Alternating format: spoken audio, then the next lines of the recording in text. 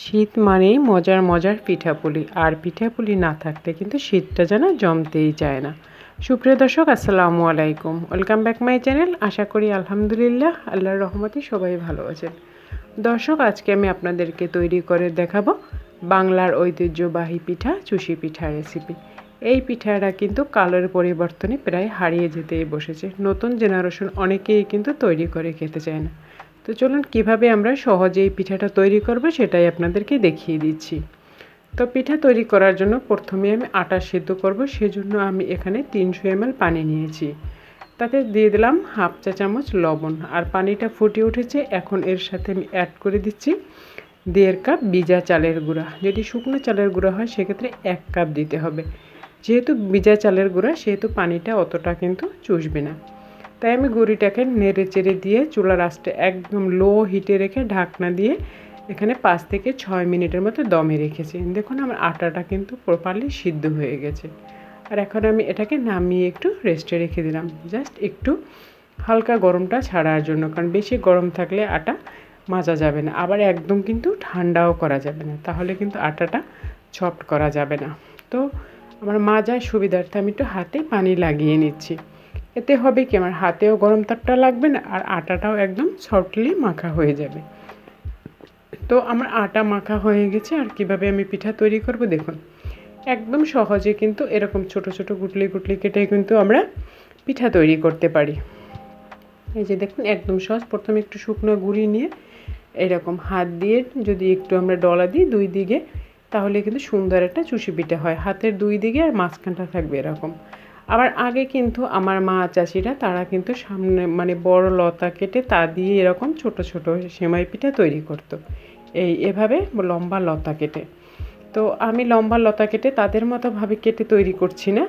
এখান থেকেও এরকম কিন্তু ছোট ছোট নিয়ে নিয়ে আমরা কিন্তু সেমাই পিঠাটা তৈরি করতে পারি, যার যেভাবে সুবিধে, একদমই সহজ।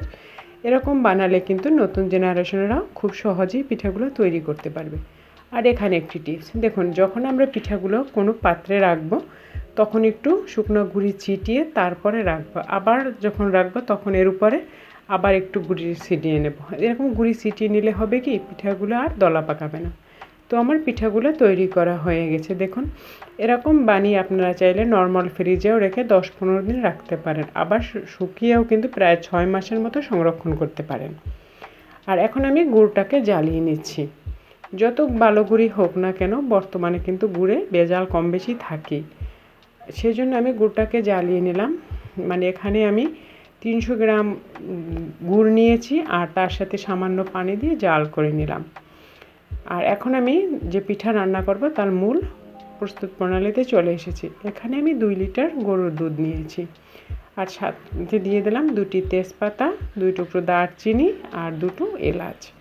মশলাগুলো দিলে কিন্তু মানে এই পিঠার ফ্লেভারটা অনেক সুন্দর হয়।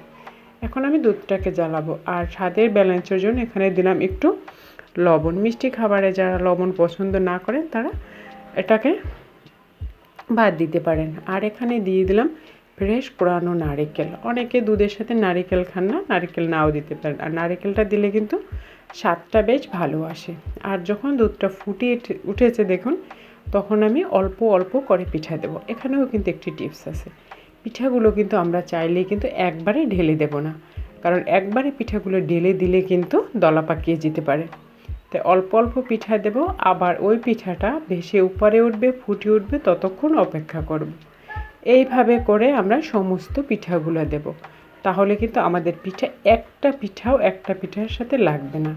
এরকম করে সমস্ত পিঠাগুলো দিয়ে পিঠাগুলোকে আমি 10 থেকে 12 মিনিটের মতো রান্না করেছি।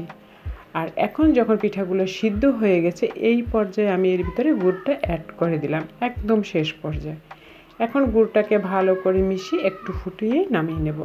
কারণ এরকম করে গুড় দিলে এক তো আপনার দুধটা ফেটে যাবে না, এবং এই যে একদম মানে কেউ যে বলতেই পারবে না এটা গুড় দিয়ে না রস দিয়ে তৈরি করা, এত সুন্দর একটা ফ্লেভার হয়। আপনারা তৈরি করলেই বুঝতে পারবেন। তো আমার পিঠা রান্না করা হয়ে গেছে, আমি নামিয়ে নিচ্ছি। মাশাআল্লাহ, দেখুন আমার পিঠাগুলো কতটা সুন্দর হয়েছে। একটা পিঠার সাথেও একটা পিঠা কিন্তু লাগেনি, আর দেখতে কিন্তু মনেই হয় না যে এটা রস দিয়ে না গুড় দিয়ে তৈরি। তো তো আশা করি আমার এই আজকের সহজভাবে চুষি পিঠা তৈরির রেসিপিটা আপনাদের ভালোও লেগেছে, সহজও লেগেছে। ভালো লাগলে প্লিজ একটি লাইক দেবেন এবং ফ্যামিলি ফ্রেন্ডসদের সাথে বেশি বেশি শেয়ার করবেন। আর এরকম সহজ ও মজার মজার রেসিপি পেতে চাইলে প্লিজ চ্যানেলটিকে সাবস্ক্রাইব করে আমার সঙ্গে থাকবেন। আর এতক্ষণ এই রেসিপিটি দেখার জন্য সবাইকে অসংখ্য অসংখ্য ধন্যবাদ। আজ এ পর্যন্ত, দেখা হবে নতুন এপিসোডে নতুন সময়। আল্লাহ হাফেজ, আসসালামু আলাইকুম।